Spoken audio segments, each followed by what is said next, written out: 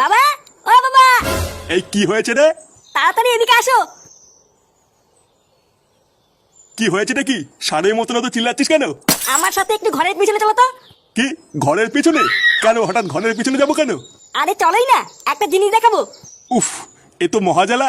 আচ্ছা ঠিক আছে চল।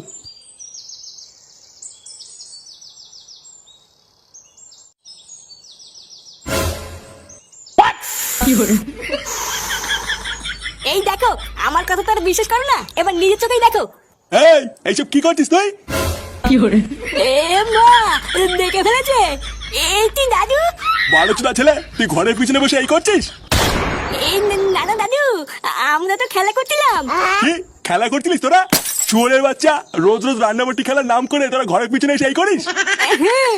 আমরা তো রান্নাবাতি খেলছিলাম, তুমি ভুল দেখেছো। কি আমি ভুল দেখেছি? লেওরা আজকে তোদের এমন ছাটা ভাঙবো, বিড়ি খাওয়া তোদের সারা জীবনের মতন গাড়ির ভিতরে ঢুকে যাবে। মানে চোদনাগুলোকে বাড়া, অনেক সহ্য করেছি, আজ এই দুটোর গাড় আমি ভেঙেই দেবো। না, তোর কিছু করতে হবে না, এই দুটোর গাড় আমি নিজেই ভাঙবো। এই মিলিতে দাদু, তুমি কি আমাকে মারবা? না না, মারবো না, সেগো মানে আজকে তোদের পুজো দেবো।